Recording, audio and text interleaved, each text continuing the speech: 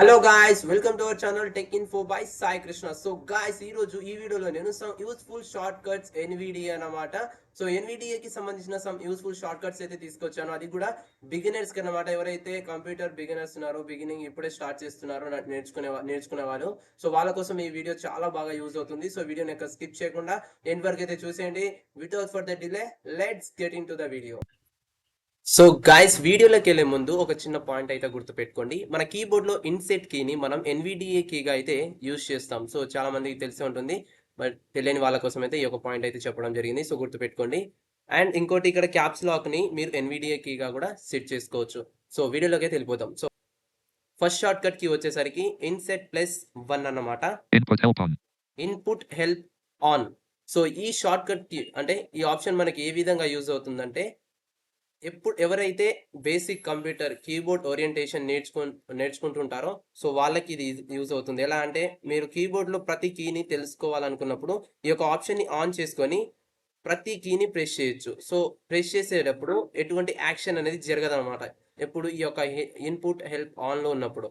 So మళ్ళీ ఈ యొక్క ఇన్పుట్ హెల్ప్ ఆఫ్ చేయడానికి ఇన్సెట్ చూసారు కదా. సో ఈ విధంగా అయితే ఈ యొక్క ఆప్షన్ అనేది యూజ్ అవుతుంది. And next shortcut key తెలుసుకోవడానికి నోట్ ప్యాడ్ అయితే ఓపెన్ చేస్తున్నాను.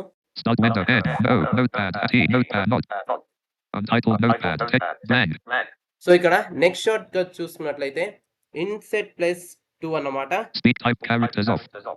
Speak type characters of.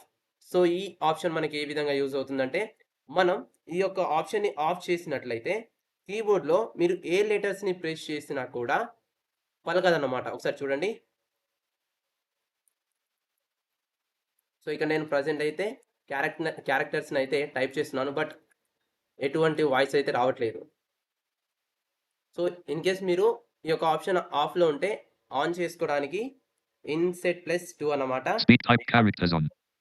Speak type characters on. So ఇప్పుడు చూడండి. సో చూసారు కదా. సో ఈ విధంగా ఈ యొక్క ఆప్షన్ అయితే యూజ్ చేసుకోవచ్చు. సో ఇప్పుడైతే ఇవన్నీ డిలీట్ చేస్తున్నాను.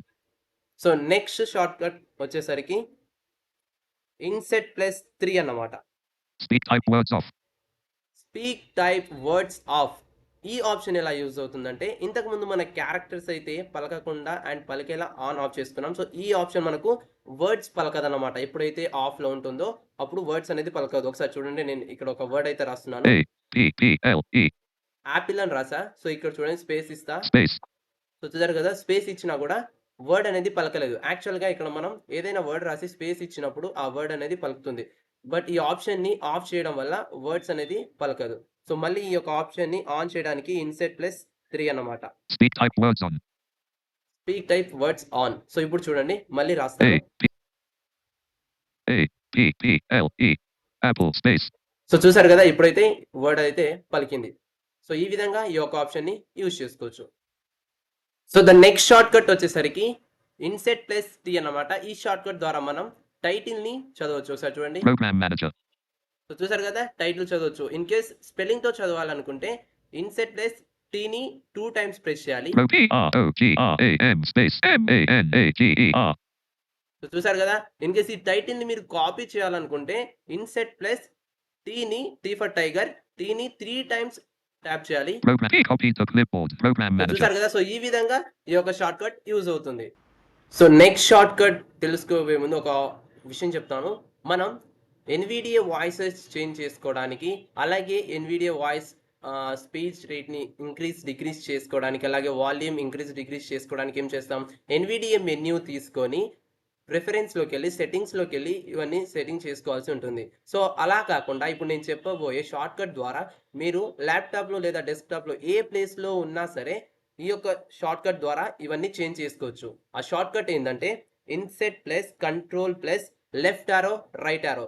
So left arrow right arrow press చేసేటప్పుడు ఈ ఇన్సెట్ కంట్రోల్ని అస్సలు వదలొద్దు అన్నమాట.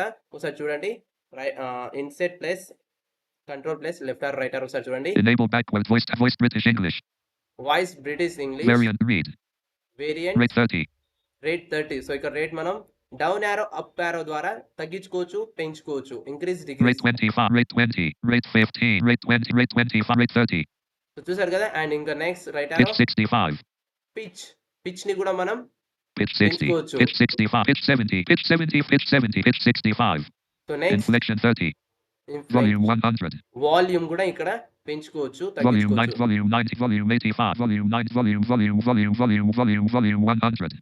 సో చూసారు Enable కదా. backward voice tags off. So ఈ విధంగా మనం ఈ యొక్క షార్ట్ కట్ ద్వారా ఏ ప్లేస్ లో ఉన్నా సరే వాయిసెస్, తర్వాత స్పీచ్ రేట్, వాల్యూమ్ ఇవన్నీ చేసుకోవచ్చు. ఇది వెరీ ఇంపార్టెంట్ అన్నమాట ఈ షార్ట్ కట్. సో మర్చిపోకండి.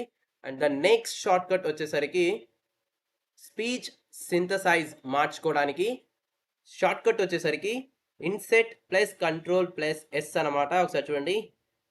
Select synthesizer dialog. సో ఇక్కడ Synthesizer నుంచి combo మనం box ET. సింథసైజెస్ ని మార్చుకోవచ్చు. చూడండి. Microsoft Speech A. Microsoft Speech Vocalizer Expressive Windows 1 Core Windows Speech. Windows Vocalize Microsoft ATI Eloquence eSpeak and ATI Eloquence by so ఈ Microsoft విధంగా Speech ఈ యొక్క API. షార్ట్ కట్ ద్వారా మనం స్పీచ్ సింథసైజ్ ని మార్చుకోవచ్చు అన్నమాట. Desktop list. సో ఇప్పటి వరకు అయితే ఈ యొక్క షార్ట్ కట్స్ అయితే మీకు యూజ్ అవుతాయని అనుకుంటున్నాను. సో ఇందులో మీకు నచ్చిన షార్ట్ కట్ ఏంటో కింద కామెంట్ సెక్షన్ లో కామెంట్ చేయండి. సో వీడియో కనుక నచ్చినట్లయితే వీడియోని లైక్ చేసి మన ఛానల్ ని సబ్స్క్రైబ్ చేసుకోండి. మరో వీడియోలో మళ్ళీ కలుద్దాం. Tata, by by.